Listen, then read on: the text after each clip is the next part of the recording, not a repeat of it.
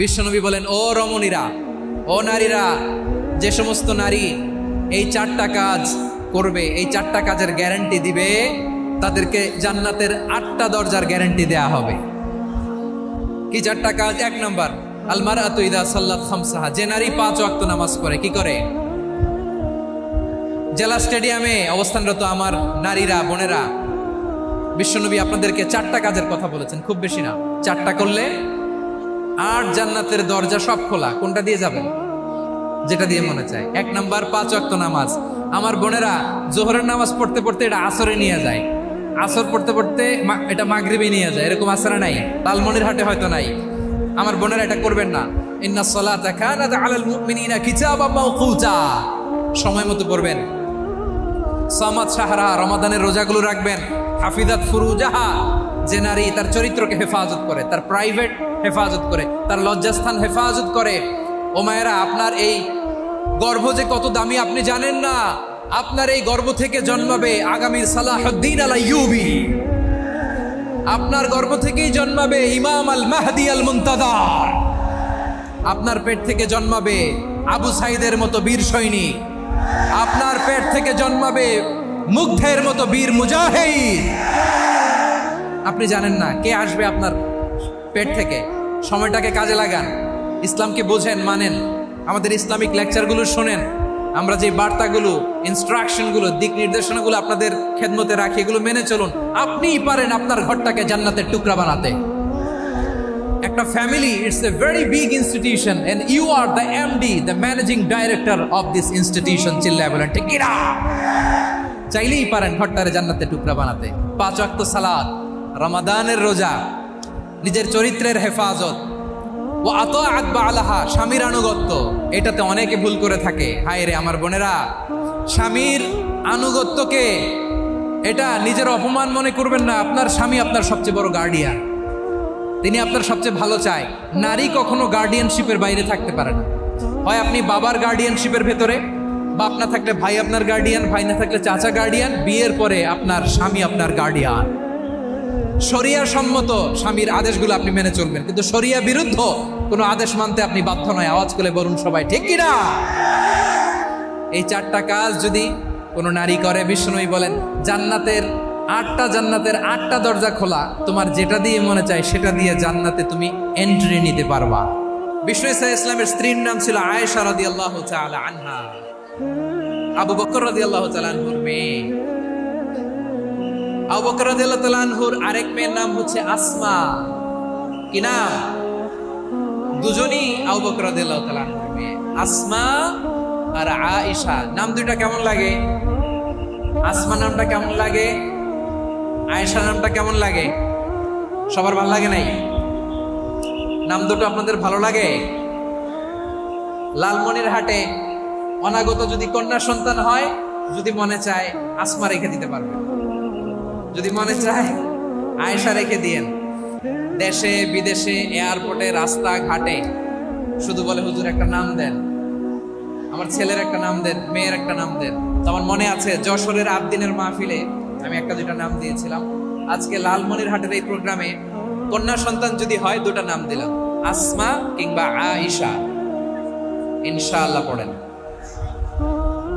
দুজন বোন, এক মায়ের না, বাবা এক, মা দুজন।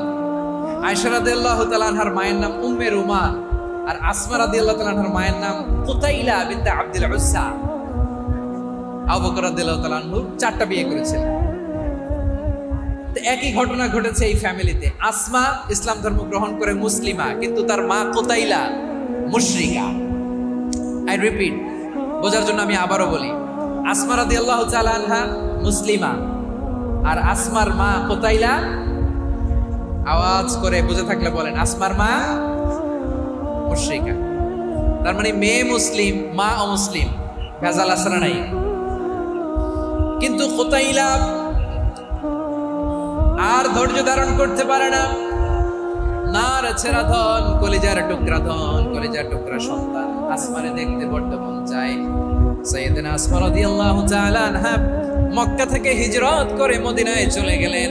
হুদাইবিয়ার পর যখন মক্কা মদিনার ট্রাফিক স্বাভাবিক হলো, মক্কার লোক মদিনায় যায়, মদিনার লোক মক্কায় আসে। ও চাইলা কলিজার টুকরা সন্তান আসমারে দেখার জন্য কিছু উপহার নিয়ে বিশাল মরুপথ পাড়ি দিয়ে মক্কা থেকে মদিনায় যায়। সুবহানাল্লাহ বলেন।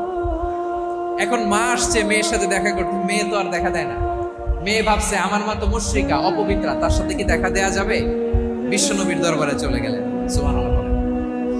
কি সৌভাগ্যবান ছিল তারা, মাসলা জানার দরকার হলেই নবীর দরবারে চলে যেত। ঘরে বউয়ের সাথে ঝগড়া হলে নবীর দরবারে চলে যেত। অনেক সাহাবী বলে আমার পেটে ক্ষুধা লাগলেও আমি নবীর কাছে চলে যেতাম, কারণ নবীর চেহারার দিকে তাকালেই আমার পেটের ক্ষুধা মিটে যেত।